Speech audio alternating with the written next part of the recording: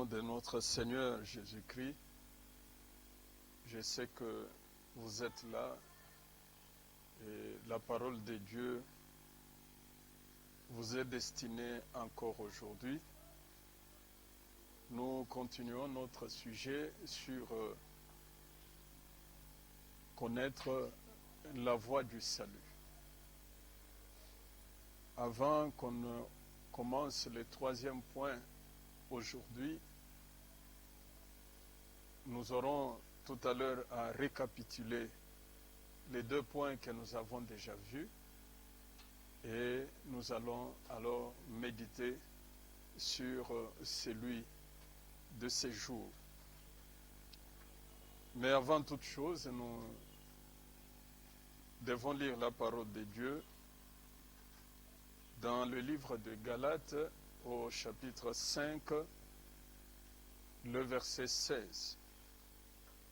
Il est écrit: je dis donc, marchez selon l'esprit et vous n'accomplirez pas les désirs de la chair.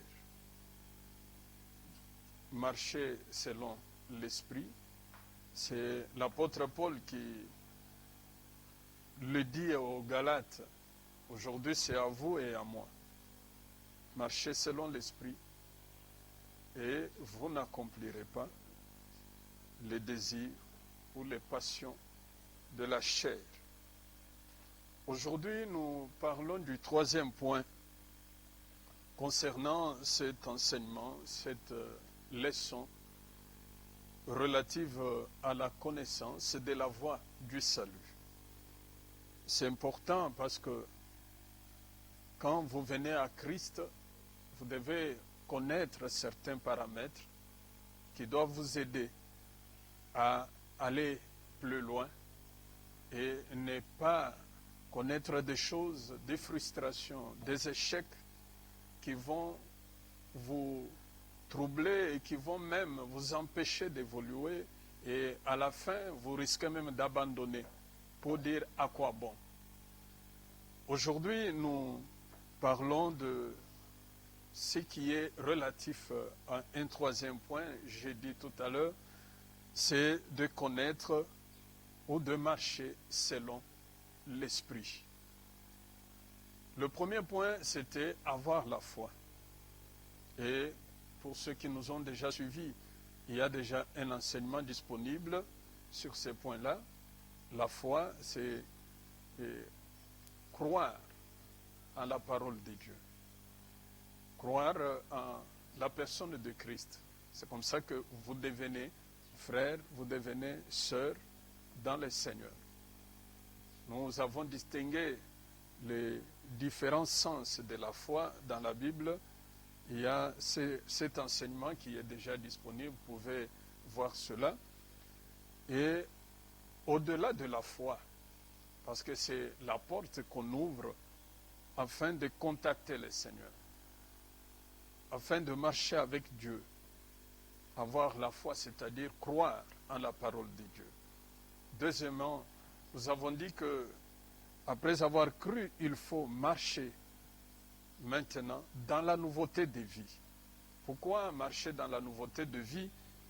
Parce que nous sommes sortis tous de la maison d'Adam et de là, nous avons connu la chute. Et la parole nous dit que tous nous avons été privés de la gloire de Dieu. Mais quand on vient au Seigneur, selon 2 Corinthiens 5, 17, on devient une nouvelle créature. Les choses anciennes passent et toutes choses est alors Hey guys, renouvelées. Gracie, you're watching Cam. Et nous I'm avons back to do a montré cover of que Unstoppable le Love grand by obstacle Jesus de Culture l'homme featuring sur Kim ce Wilker point Smith. s'appelle If you guys le want to watch péché. more videos, just click La below and chose qu'on subscribe. doit pouvoir abandonner, c'est le péché.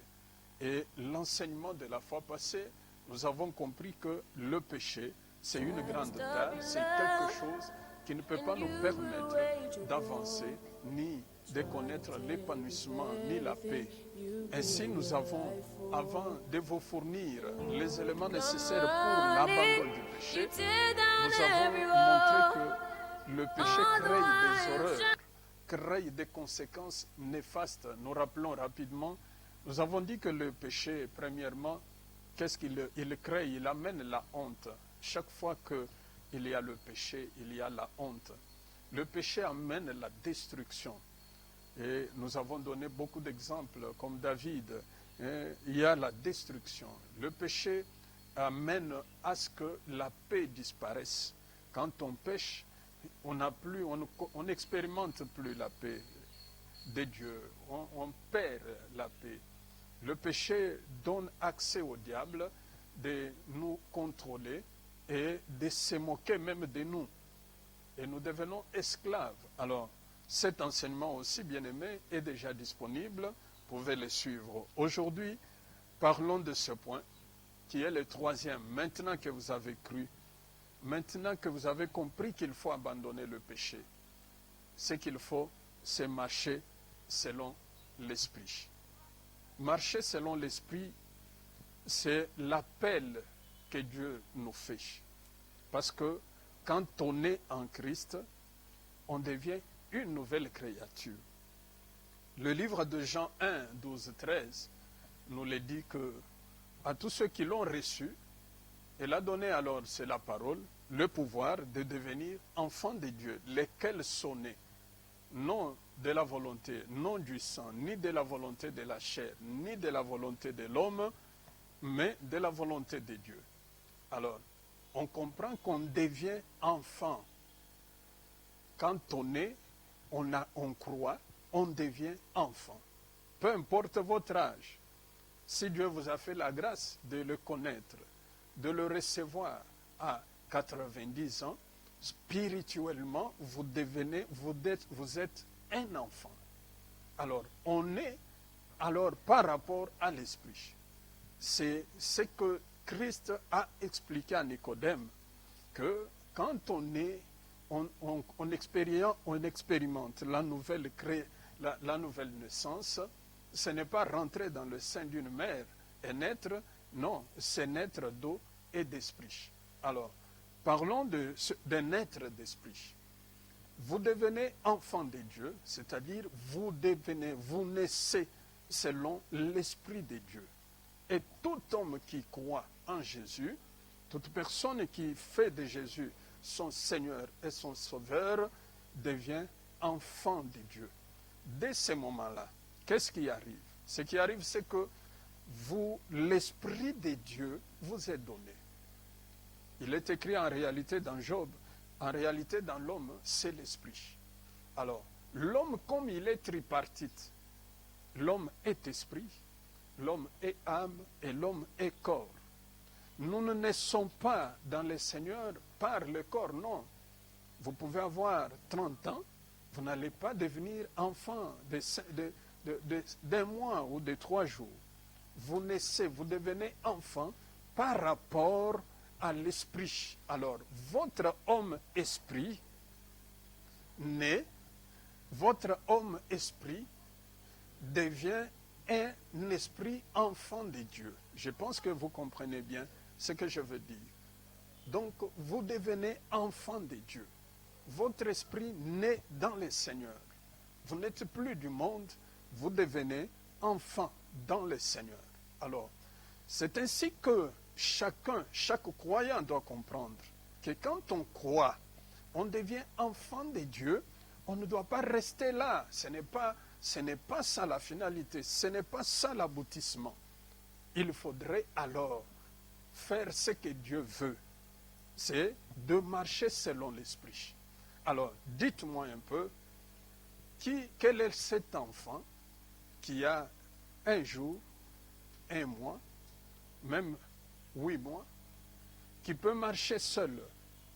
Même un enfant qui marche déjà à 1 année et demie ou quoi, que peut-il faire de sérieux en marchant seul? C'est ce que Paul dit. Lisez avec moi Galates au chapitre 4, le verset 1.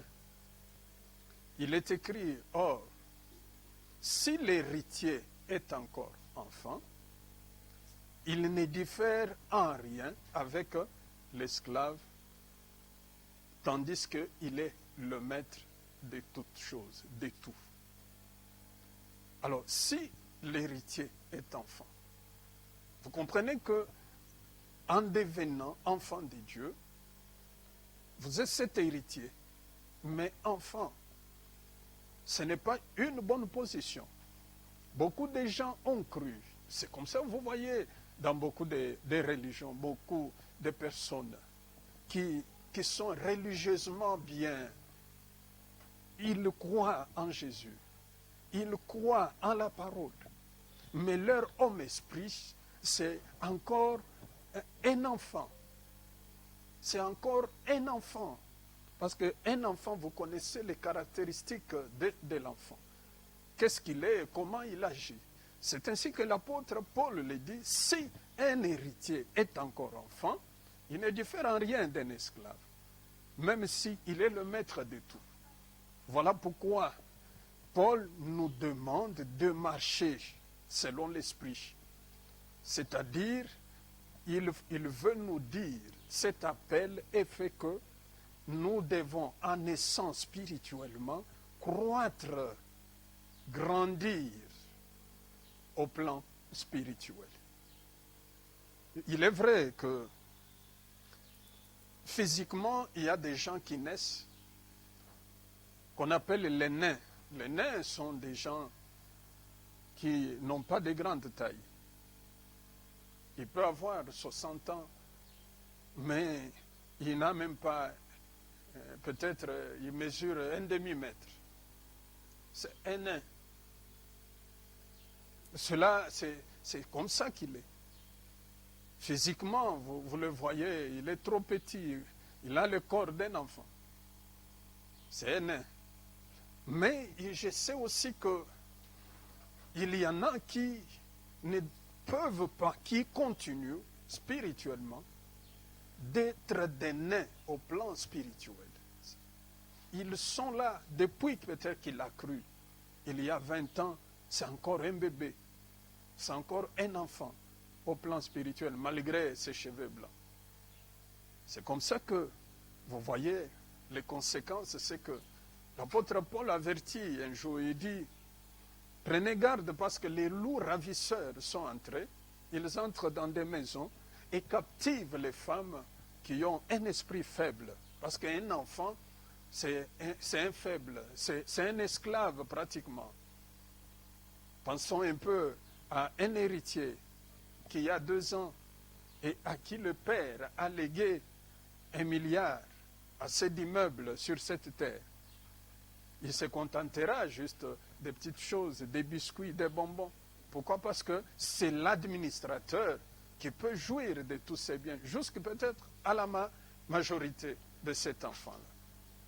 Alors, nous ne devons pas être des nains au plan spirituel. Nous devons grandir, nous devons croître. Voilà pourquoi il y a beaucoup de gens, frères, aujourd'hui, que l'ennemi domine alors qu'ils sont dans l'Église. Parce que l'homme, comme je l'ai dit, est tripartite. Quand l'ennemi gagne la bataille spirituelle, prend le contrôle de l'esprit enfant de l'homme, il contrôle alors le reste de l'homme, son âme comme son corps. C'est comme ça que vous voyez, pour nous en Afrique, où on parle beaucoup de la sorcellerie, un père dont un enfant dit que c'est lui qui l'a bouffé dans la sorcellerie. Alors, voyez un peu l'écart d'âge. Qu'est-ce qui s'est passé? L'esprit du père, c'est un esprit nain, c'est un esprit petit, c'est un esprit chétif, c'est un esprit faible. C'est comme ça que vous voyez les gens là qui captivent les femmes qui sont faibles. Ils les captivent comment? C'est dans leur mental. Là, ils prennent autorité sur leur âme. Ils peuvent imposer des sentiments à ces gens-là. Sentiments de redevabilité, sentiments de crainte perpétuelle, sentiments je ne sais de quoi, de peur. Quand vous voyez la personne, vous êtes obligé de vous tenir à genoux. Pourquoi? Parce qu'il a déjà vaincu l'esprit, l'ennemi. ce n'est pas la situation idéale pour un chrétien. Ce n'est pas la situation idéale pour un croyant. Pourquoi quelqu'un ne peut pas arriver à prendre une décision malgré ce qu'il voit, malgré ce que vous lui dites? Vous voyez, il a toujours des échappatoires. Pour non, moi je ne veux pas. Quand vous verrez ça, en tout cas, je n'aimerai pas. Non. Tout ça, c'est quoi? Quand son esprit n'est pas encore, n'est pas à la taille de l'attaque, n'est pas à la taille, à la hauteur de ce que le diable veut, est en train de faire dans la vie d'un homme. C'est pourquoi, grandissons, nous devons croître. Paul dit marcher selon l'esprit. Personne ne peut marcher selon l'esprit s'il ne grandit pas, s'il est chétif spirituellement. Personne. Cela ne peut pas arriver. C'est ainsi que, frère bien-aimé, ma sœur, je vous appelle à comprendre ces choses. Je vous appelle à mûrir. Je vous appelle à marcher jusqu'à atteindre la stature parfaite, jusqu'à atteindre l'état d'homme fait. Cela est possible et c'est le sujet de cet enseignement. Donc, vous voyez, vous pouvez être là, vieux, vous pouvez être adulte, mais on vous manipule. Un sorcier vous manipule, un marabout vous manipule. Pourquoi? Parce que vous avez un esprit faible. Tout ce qu'il peut faire, il vous atteint. Il vous touche, il vous paralyse. Mais j'aimerais vous dire, frère, que contrairement au royaume de Dieu, à ce que je viens de dire, contrairement à cela, pour le royaume de Dieu, vous pouvez être jeune, vous pouvez être d'un âge moindre, mais vous devenez intouchable. Pourquoi? Parce que votre esprit, homme-esprit, peut être déjà un esprit mûr qui a atteint une dimension qu'il faut. C'est ainsi que des maladies, certaines choses ne vous touchent pas. Même quand ça vient et ça vous touche, ça n'a pas d'effet, ça ne peut pas résider en vous. Pourquoi? Parce que vous êtes le temple du Saint-Esprit. Il y a une anomalie. Bon, je prends un peu à contrario cet exemple. Il y a ce qu'on appelle, une maladie qu'on appelle le syndrome de progéria. Le syndrome de progéria, c'est une anomalie physique qui touche quelqu'un. Si ça touche quelqu'un, il a un âge, mais son corps se développe à 50 ans en avance. Je donne un exemple. Vous avez un enfant qui a 5 ans, qui a 10 ans. S'il est atteint du syndrome de progéria, il a son corps. C'est déjà un corps de quelqu'un, s'il a 10 ans, de quelqu'un qui a 55 ans. Alors, si on vous présente un enfant de 10 ans, mais dont le corps est déjà fait et montre que la personne a 55 ans, c'est une anomalie totale. C'est ce qui n'est pas correct. C'est comme ça, vous allez voir un enfant de 3 ans, vous mettez 50 ans, il a 53 ans. Ses dents, ses yeux, sa peau, il y a des rides parce que vous transportez un enfant de 3 ans, mais son corps, à cause de cette maladie, est de l'homme d'une personne de 53 ans. Je donne cet exemple pourquoi? Je pense que spirituellement, c'est ce que nous devons être. D'ailleurs, c'est biblique ce que je dis. Le Seigneur dit un jour que de tous ceux qui sont nés des femmes, il n'y a pas plus grand que Jean-Baptiste. Alléluia. Mais le plus petit dans le royaume des cieux est plus grand que lui. Ah, ça, c'est merveilleux, bien-aimé. De tous ceux qui sont nés des femmes, il n'y a pas plus grand que Jean-Baptiste. Mais les plus petits dans le royaume des cieux, ça peut être un enfant, est plus grand que Jean-Baptiste. Alors, ça c'est comme un bon syndrome. Je pense que je me fais bien comprendre. C'est un bon syndrome qu'il faut avoir.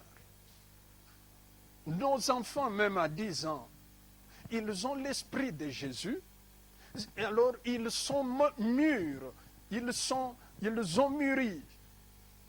C'est comme des personnes de 50 ans spirituellement, au plan spirituel. Voilà pourquoi, même quand ils sont dans les écoles, s'il y a un collègue, le professeur, qui tente de les envoûter, c'est un esprit mûr, c'est un esprit indomptable, l'esprit de Jésus-Christ. Amen. Alors, c'est comme ça, parce que nous devons, nous, être comme ces messieurs physiquement qui souffrent de ce syndrome. Mais au plan spirituel, cela nous vaut, cela fait du bien pour chacun, qu'on puisse aller de l'avant et qu'on puisse croître et qu'on puisse être mûr dans le Seigneur. C'est important. Pourquoi? Parce que nous voyons aujourd'hui l'Église, les gens pleurent. Les gens sont dans l'Église. Il suffit qu'un sorcier entre dans l'Église, il panique l'Église. Il bloque les gens. Les gens ne se marient pas. Les gens n'ont pas du travail. Et même les divisions entrent dans l'Église. Les troubles entrent dans... Il y en a même qui vont plus loin jusqu'à détruire l'Église par soit des scandales, soit par des critiques. Pourquoi? Parce que un sorcier, des groupes de sorciers sont entrés dans l'Église. Mais cela ne peut pas être comme ça. Ça ne s'explique pas si nous sommes, du moins, bénis spirituellement. Pourquoi? Parce que la Bible dit clairement, le méchant ne peut pas résister dans l'assemblée des saints. Alléluia. Le méchant ne peut pas résister. C'est comme ça même dans votre maison. Quand vous êtes mûr spirituellement, peu importe celui qui peut venir, de la même manière qu'il est entré, de la même manière il sortira. Alléluia. Que Dieu soit loué. Mais si vous voyez cet étranger, ce visiteur méchant qui entre, qui détruit tout, c'est qu'il y a un problème chez vous. La Bible dit quoi? Pour qu'on pille une maison, au préalable, on doit faire quoi? On doit lier d'abord le chef de la maison. Il faut qu'on le maîtrise. Quand il est lié, à ce moment-là, le pilleur peut prendre tout ce qu'il veut et allègrement d'ailleurs. C'est pourquoi réveillez-vous dans vos maisons. Vous vous inquiétez, mais depuis que je suis aux côtés de cet homme, un ami, une amie, telle sœur de l'église, on dirait que les choses ne marchent pas. Oui, peut-être il vous a pesé. Amen. Peut-être il vous a mesuré. Et s'il vous a mesuré, vous a trouvé faible, ce n'est que normal qu'il agisse comme il le fait là. Dieu pèse les gens. Les démons peuvent aussi peser les gens. C'est comme ça que moi, je vous demande de pouvoir maintenant vous réveiller. Réveille-toi, toi qui dors, et Christ t'éclairera. C'est important. Alors, ce qui est encore mieux d'écouter aujourd'hui, c'est le mécanisme, les moyens par lesquels votre esprit peut s'éveiller. Votre esprit peut croître. Pour moi, ce mécanisme, il est unique. C'est ce que la Bible dit et parle du baptême. La parole nous parle du baptême du Saint-Esprit. Le baptême du Saint-Esprit est-il différent de l'esprit que nous recevons à la naissance? Oui. Là, nous devenons enfants.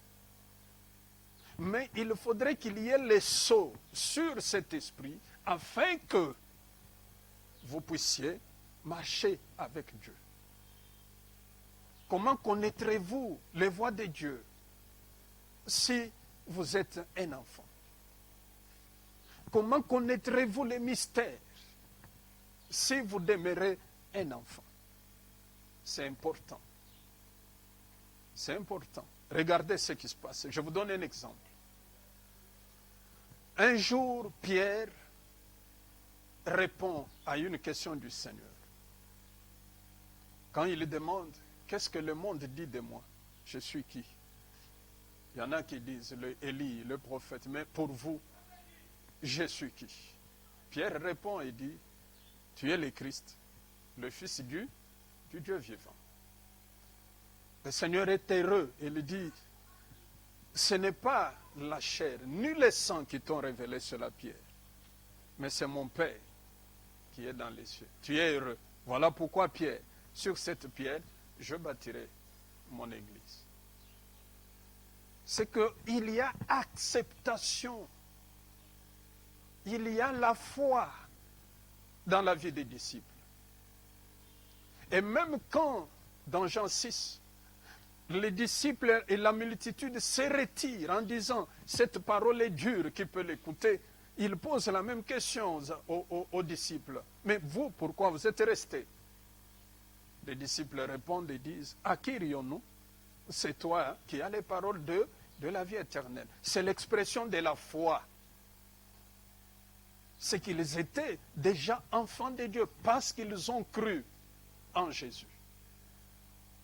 Mais dans Jean 1, 8, il leur dit, à partir du verset 7, il a dit, vous, ce qui est important, ce n'est pas de connaître. Excusez-moi, j'ai parlé des Actes 1, 7 et 8. Ce qui est important pour vous, ce n'est pas de connaître les temps que Dieu, le Père, a fixé d'une manière souveraine. Au verset 8, ce qui nous concerne plus, il dit, mais vous recevrez une puissance. Le Saint-Esprit survenant sur vous, et vous serez mes témoins. À Juda, à Jérusalem, dans la Judée, dans la Samarie et jusqu'aux extrémités de la terre. Vous comprenez qu'il y a une chose qui arrive que les disciples n'avaient pas. C'est ça le baptême.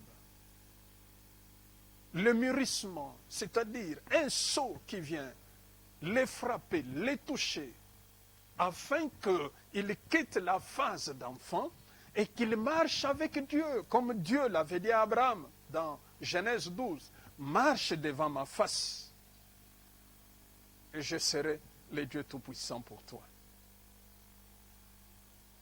C'est comme ça que par le baptême du Saint-Esprit, nous expérimentons la toute-puissance de Dieu. Alléluia. L'apôtre Paul, quand il parle aux Éphésiens et même aux Colossiens, il leur manifeste qu'on peut expérimenter la grandeur infinie de Dieu. Je répète un peu ces choses. Par le baptême du Saint-Esprit, vous connaîtrez la toute-puissance de Dieu. Vous expérimenterez cela. Vous pouvez aussi expérimenter la grandeur infinie de Dieu. Vous pouvez aussi expérimenter la sagesse variée de Dieu. Mais cela n'est pas donné à ceux qui ont encore les statuts d'esclaves. Alors c'est comme ça que vous allez voir que le baptême du Saint-Esprit devient quelque chose qui donne un souffle nouveau dans l'appréhension, dans la compréhension de mystères par les apôtres. Dépeurés qu'ils étaient, vous connaissez tout ce qu'ils ont fait quand vous lisez le livre des Actes des Apôtres. Pourquoi? Parce qu'il faut que l'esprit, l'homme, je dis bien homme-esprit, votre homme-esprit doit croître, doit être un esprit vivant, grand, et même, pourquoi pas, supérieur. Et il l'est d'ailleurs par rapport aux esprits de ce monde. Il dit, vous recevrez le Saint-Esprit. Et quand vous avez le Saint-Esprit, à ce point-là, c'est qui va vous conduire à un état que nous appelons le remplissage. Et vous devenez le temple du Saint-Esprit. La Bible dit, ne vous enivrez pas de vin, c'est de la débauche, mais soyez au contraire remplis du Saint-Esprit. Ainsi vous saurez distinguer ce qui est bon, ce qui est parfait. Et vous aurez à marcher, non pas comme des moutons qu'on traîne, non, mais vous serez éclairés. Et vous saurez que ceci est bon pour moi, pour mon Dieu, ceci n'est pas bon pour mon Dieu. Amen. Ce baptême est indispensable. Dans la voie du salut, vous ne voulez pas vous ennuyer dans l'évangile, soyez baptisés du Saint-Esprit. Soyez baptisés du Saint-Esprit. La question que vous pouvez peut-être encore poser, je prie, je fais mes offrandes, je paye mes dîmes, je vais au culte. Est-ce que j'ai le Saint-Esprit? Ou je ne l'ai pas? Mon frère, ma soeur, cette question, beaucoup d'hommes et de femmes se posent, de savoir s'ils ont le Saint-Esprit. Je vais vous envoyer à la lecture du livre des Actes des Apôtres, au chapitre 10. Lisez le verset 1 jusqu'au verset 3. Vous allez voir, et même 4, qu'il y avait un centenier Corneille, un homme pieux, qui craignait Dieu, qui priait, qui faisait beaucoup d'aumônes. Mais quand vous allez arriver au verset 44 à 46, vous allez vous apercevoir que malgré sa piété, il n'était pas baptisé du Saint-Esprit. Je ne dis pas que c'est votre cas. Mais comment vous pouvez alors vous rendre aussi compte que le Saint-Esprit est en vous et que vous êtes baptisé du Saint-Esprit? C'est souvent une question que beaucoup veulent mettre de côté. Je prie, ça va. Oh, ce qu'il raconte là, est-ce que c'est comme ça? Or, c'est ce qu'il faut. Sans le Saint-Esprit, Jésus ne serait pas Jésus. Vous vous dites, mais comment je dis ça? Quand il est sorti de l'eau du Jourdain, souvenez-vous que l'Esprit est venu en forme d'une colombe et est descendu sur lui. C'est comme ça que les Lazare sont ressuscités. Alléluia. C'est comme ça que les Bartimée ont vu. C'est comme ça que des gens qui ont souffert 38 ans à la piscine de Bethesda ont pris leur natte et sont partis. C'est comme ça que Aîné, le paralytique du temple, s'est mis debout. Pourquoi? Parce qu'il était rempli du Saint-Esprit. Vous aussi, vous pouvez devenir comme ça. Comme le Seigneur le dit, j'ordonne que vous soyez puissants. C'est ainsi les signes qui peuvent vous aider à comprendre que vous êtes baptisés. Je vais vous les donner. Aujourd'hui, je vais en parler de 3 signes. Premièrement, le premier signe biblique que vous avez le baptême du Saint-Esprit, c'est prier, parler en langue ou en esprit. Souvent, les gens font des débats pour ça. Mais l'autorité de la parole de Dieu n'est pas discutable. C'est le premier signe que nous voyons dans la Bible. Je vais vous donner des cas qui se suivent. Premier cas, allons-y. Actes chapitre 2. Nous sommes au premier verset jusqu'au 4e ou 5e. Qu'est-ce qui se passe? Ils étaient tous dans la chambre haute. Pendant qu'ils priaient, ils ont vu que des flammes de feu étaient sur chacun. La conséquence, c'est quoi? Ils se mirent tous à prier, à parler en langue nouvelle.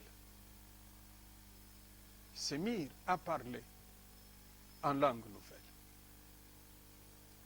Je vous donne un deuxième cas, c'est celui de Corneille et de sa famille. Dans Acte 10, là le verset 44 au verset 46. Qu'est-ce que nous voyons?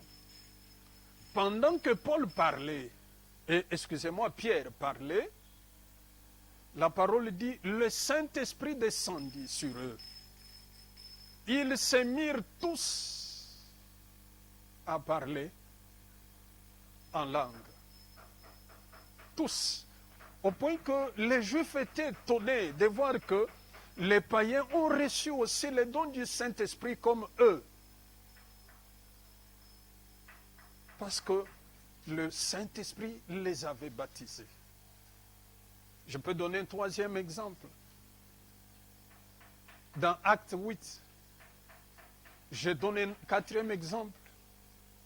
Dans Acte 19, à Éphèse, quand Paul vient, il trouve les disciples d'Apollos, il leur demande de quel baptême vous avez été baptisés. Et il reconnut qu'ils étaient baptisés du baptême des gens. Mais Paul leur demanda s'ils étaient baptisés du Saint-Esprit. Ils ont dit non. Nous n'avons même pas encore entendu qu'il y ait un Saint-Esprit. Peut-être c'est le cas de vous qui me suivez.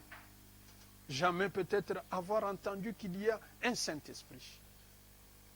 La parole dit au verset 4 et 5 et 6, quand Paul leur eut imposé les mains, ses amis parlèrent en langue et ils prophétisaient.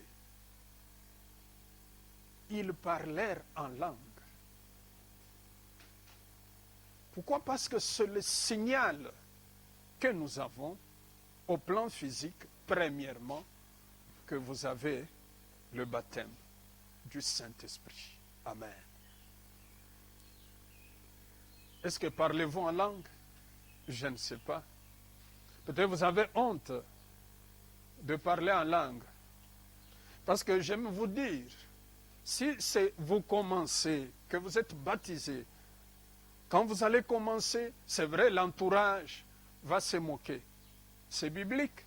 Même dans Acte 2, quand les disciples se mirent à parler en langue, l'entourage dira alors, mais ils sont remplis du vin doux. C'est qu'ils sont ivres. On vous le dira aussi. Pourquoi? Parce que ce sont des choses qui dépassent la sagesse, l'intelligence humaine. L'intelligence humaine ne peut pas saisir cela. Mais moi, je vous encourage. Parce que plus vous priez, vous parlez en esprit, votre esprit se fortifie aussi. Je vous envoie à beaucoup lire.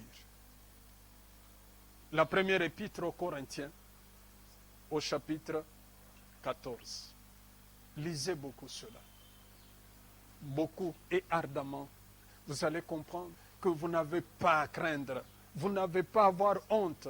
Vous n'avez pas à avoir peur de quiconque peut se moquer de vous parce que vous parlez en esprit ou vous priez en esprit. Le Saint-Esprit, vous devez être sûr que vous avez ce baptême. Deuxième signe, ils n'ont pas seulement parlé, tous ceux qui ont parlé en langue dans la Bible, pour s'arrêter à seulement parler. Non. Prenons l'exemple. Ceux d'Éphèse, quand ils se mirent à parler en langue, ils prophétisèrent. Là, je parle de quoi? Des dons spirituels. 1 Corinthiens 12, 8 nous parle des différents dons de l'Esprit. Ces dons sont à notre disposition. Pourquoi? Pour être utile. Quelqu'un qui est baptisé du Saint-Esprit a aussi des dons spirituels. Quelqu'un va dire, mais est-ce qu'il peut y avoir quelqu'un, je suis rempli du Saint-Esprit, sans don? Non, c'est impossible. C'est pratiquement impossible. Pourquoi? Parce que Dieu est tellement libéral. Dieu est tellement libéral qu'il ne peut pas vous laisser dans un état où vous ne saurez pas être utile à l'Église ni à l'humanité. Pourquoi? Parce que le Saint-Esprit fait des dons aux hommes. Voilà pourquoi quand vous serez baptisé ou quand vous êtes baptisé, vous expérimenterez la manifestation du Saint-Esprit. C'est ce qu'on appelle don. Je vous conseille seulement de le faire, de mettre au service des autres ce que vous avez reçu de Dieu, mais d'une manière correcte, selon l'analogie de la foi. Pour terminer ce matin, bien-aimés, le troisième signe, c'est le fruit de l'Esprit. Selon Galates 5, 22, il dit, mais le fruit de l'Esprit, c'est l'amour, la joie, la paix, la patience, la bonté, la bénignité, la fidélité, la douceur et la tempérance. Un homme qui est baptisé du Saint-Esprit a ses fruits en lui. Parce qu'on ne va pas, la Bible dit, on reconnaît un arbre par ses fruits. Vous ne pouvez pas être un grand prophète, mais vous êtes cupide, vous êtes escroc par exemple. Vous ne pouvez pas être un grand prédicateur. Vous avez des dons de ressusciter les morts, les dons de miracles. Mais vous êtes un homme violent, jamais tempérant. Vous vous bagarrez sur la rue, dans le magasin, quand quelqu'un passe devant vous au guichet, vous vous bousculez, on vient vous séparer. Là, ce n'est pas possible. Pourquoi? Parce que le Saint-Esprit affecte quelqu'un et il a la nature de Dieu.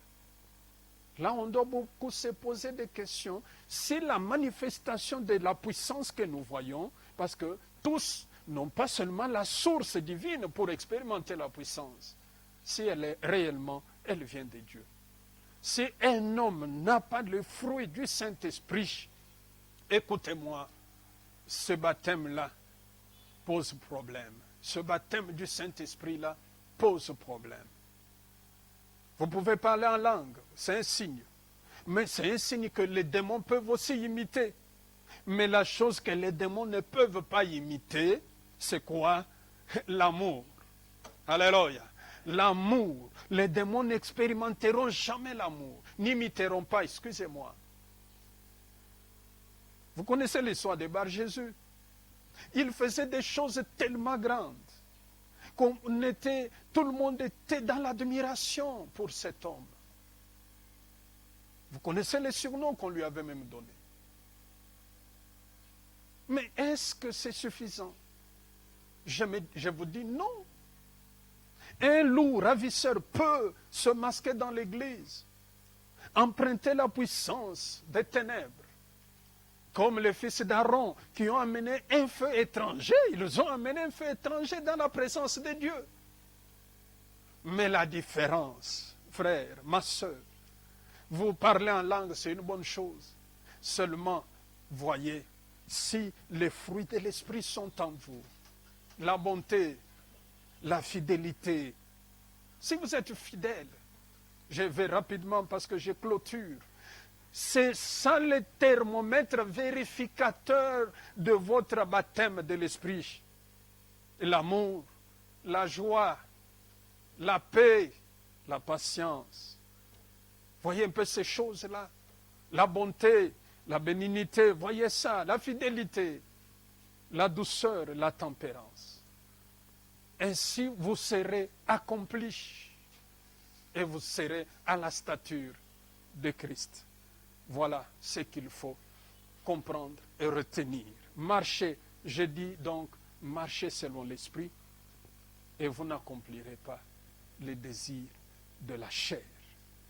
Que le Saint-Esprit qui y a animé cette parole vous bénisse, vous multiplie, vous rende sa paix et sa joie, vous donne l'assurance de quitter le monde, de refuser le péché, de pouvoir contribuer aux horreurs du péché dans votre vie et de marcher selon ses voies, de connaître Dieu, selon qu'il est écrit dans Jean 17, 3. Or, la vie éternelle, c'est qu'ils te connaissent, toi le seul vrai Dieu, et Jésus-Christ, c'est lui qui est tu as envoyé. Soyez bénis. Soyez bénis. Réveille-toi, toi qui dors. Ne sois plus la proie du diable à cause de la petitesse de ton homme esprit. Non. Alors, je pense, il y a chez nous à Kinshasa une expression, un argot qui dit, je vais me jouer de son esprit. On joue de l'esprit. Hein? Quelqu'un vient, il dit non, il vous raconte une histoire, il vous dit, ou soit il vous fait une demande, mais avant qu'il ne vienne, il s'est dit, je vais jouer avec son esprit. Alors vous comprenez que l'esprit est important pour votre avenir. Réveillez-vous, bien-aimés, mûrissez, grandissez. Vous serez l'homme, une personne de triomphe toute votre vie. Que la grâce soit avec vous et que la paix de Dieu vous soit donnée en abondance. Amen.